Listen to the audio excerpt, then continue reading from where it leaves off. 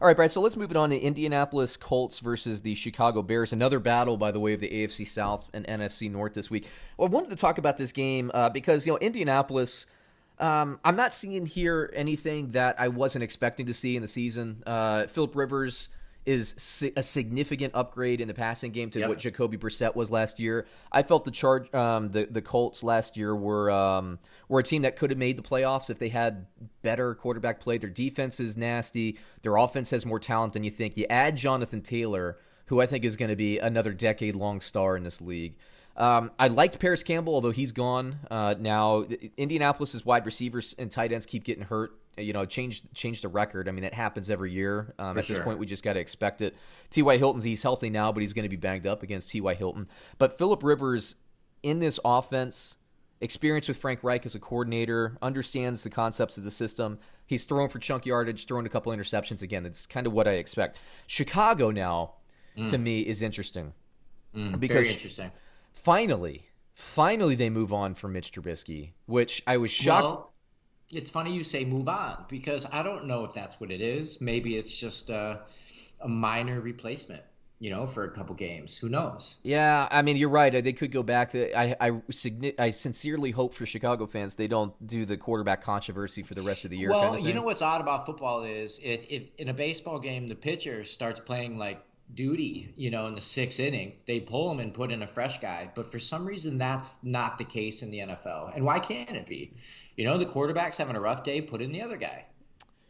I mean, what's wrong with that? I know it sounds weird, and I'm not saying that's. I don't mind that if your quarterback's playing like garbage, replace him, and that's what happened last week. But I mean, why does it have to be Foles comes in, plays better, and then now he's the starter for the rest of the way? It's kind of an odd thing, don't you think? It is a little bit of an odd thing, two guys that are pretty equal. I think it comes down to weekly snaps. Like you have these really intricate game plans. You have to have one guy taking the snaps with the first team. I get that. Yeah. And the NFL, like the MLB, you have more scouting reports than you did in like the 80s and stuff, but it's still a pitcher just throwing gas to a batter. To a catcher. Yeah, and the catcher, right. He has like 5 different pitches he could do based on situation and scouting reports. In the NFL, you got 5 different things to do per player on the field. Right, right. The offensive guard has 5 different things to do. So the quarterback, it's a lot more complex, but for me, like Trubisky, my thing is like Trubisky never starts well.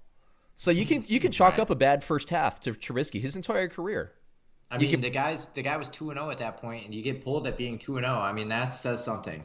It does, but he's 2-0 with 2, I think, backup wins or like second half wins. They just pull him, get rid of him. I've been saying this for a while. Like, why make the move for Foles? You know what you get in Foles. Again, he's not a star in the league, but Trubisky, all he does.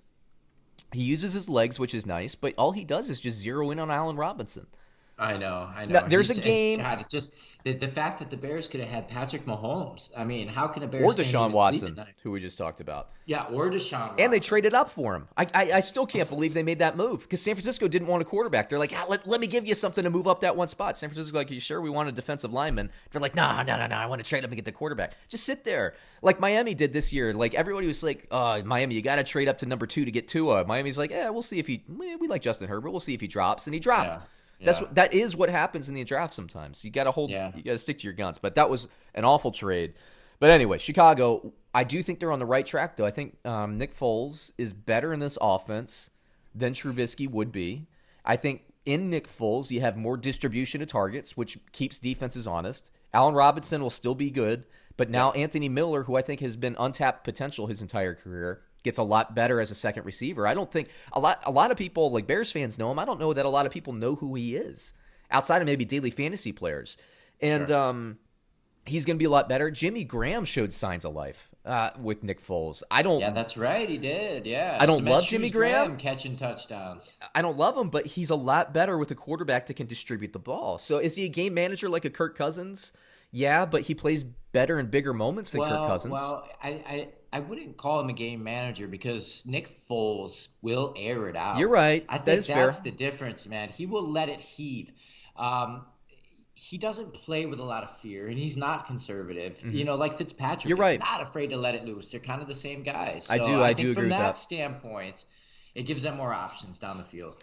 I think Foles is a slightly better version of Ryan Fitzpatrick, which I think for us, it sounds like a hot take, but that's not the spirit of this. I find them to be very similar because you get a little Jekyll and Hyde with both. You get a little, let's push the ball downfield. You get some of the gunslinger in both. And some games, you're going to get 2 touchdowns, 4 interceptions with Foles. You will get those. It looks like when you watch Trubisky, he's afraid. Right? Like the game's a little bit too big for him. I agree. And he's cautious and he's nervous and he's not making good decisions. Nick Foles, as we have seen, he's not afraid. Mm-hmm. It's not too much for him out there. Ryan Fitzpatrick, he is not afraid to be out there, and he's just doing the best he can. That's why I like, by the way, Gardner Minshew. That's why I like him a lot for Jacksonville. He plays the same way. He's a ballsy guy. He'll push the ball downfield, and you need to do that in the NFL. It's like Trubisky needs to get his head right or something. It's like he's always – you look at him, and you can tell that he's always kind of thinking, like, holy crap, I got to play well. Yeah, I'm under pressure. Where's Allen? Where's Allen Robinson? Let me throw the ball to him. And that is what happens when he gets in the game flow early. And maybe some of this falls on Nagy's shoulders. Maybe he could do a little bit better of let me design a play to get you a 5-yard completion, get in a rhythm. Exactly. I mean, let's extract it a little bit. If you put him on the Patriots, do you think Bill Belichick is going to recognize that right away? And yeah, I do. He's obviously going to be better. Mitch Trubisky on the Patriots would be much better. Do you agree? I agree with that. I think Nagy might be a little overrated from what he did in the first season. A lot of that first season when they went to the playoffs, that was defense. Let's be honest. That was like an all-decade type defense. Then they lose Fangio to the Broncos to be a head coach. Then Pagano takes over, who's nice, but there's an acclimation period. Defense isn't as strong. Bears finish. They might have been 8-8-ish. Mm-hmm. They were around 500. I think they were 8-8, maybe even 9-7. They might have come back and finished last year. I can't remember. I know that obviously they were pretty good, around 500, but not a playoff team. This year, defense is better. Make the switch to Foles. And I said this before the season. Make the switch to Foles. I didn't predict them in the playoffs, but Chicago's better than Minnesota at this point. The switch to Foles, this could have an impact like Ryan Tannehill and the Titans last year. You move on from Mariota. It could provide a locker room spark, give everybody hope. Yeah. You know? Yeah. You got rid of this wet blanket issue of Trubisky, and now you just got a guy that can sling it. Let me ask you this. Did Mitch Trubisky beat Belichick in a Super Bowl? Exactly. I mean, Nick Foles, in the playoffs, he's going to win a game in the playoffs because he doesn't care. He might not win you a game, but he's not going to be scared and lose a game.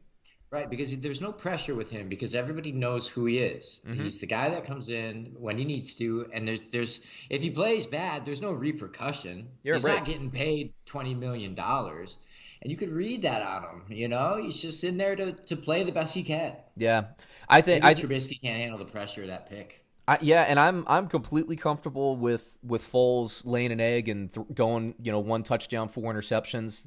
The 3 weeks this season that he's going to do that, because I know in the other, at this point, 10 more weeks left, I guess, if you're doing the math. The other 10 weeks, he's going to give me 3-2, 4-2, 4-1, 4 touchdowns, no interception. He's going to do this. That's what Nick Foles is. He's good enough to get the Bears to the playoffs. Didn't Nick Foles throw 6 touchdowns a few years back? Am I thinking of the right guy? Yeah, he'll put up crazy numbers one week, and he'll give you a bad week, but just don't freak out about it. I know. Right. You remember who was that guy, the Oregon head coach that became the Eagles head coach? Chip Kelly. Foles was his quarterback, and that's right. And I think he took Chip Kelly to the playoffs. Maybe it was Michael Vick. I can't remember, but it was right around that time, and we never have heard of Chip Kelly. I don't even know where he is. Maybe UCLA or something. Yeah, he probably went back to college. He did. He went to the Niners for 1 year, and now he's in college. But Nick Foles was keeping his career afloat. He's not a bad quarterback. He really isn't. He can get Chicago with Chicago's defense. He can get them to the playoffs. I'm a little worried that Chicago loses Tarik Cohen. Chicago's going to have to make a move for a pass-catching running back. That's not really David Montgomery's game. Plus, they need depth. Yeah. So there's going to be a move. But let me hit you with the line here. Let's see here. Indianapolis, according to Bovada, is -3 against Chicago. What do you think? Indianapolis. I think the Bears lose. I'm gonna, for the second straight pick, Brad, I'm gonna go the other way. I'm gonna say Chicago. Okay. I believe in Nick Foles in this defense. I love Indianapolis. I do. And I think it's a field goal game.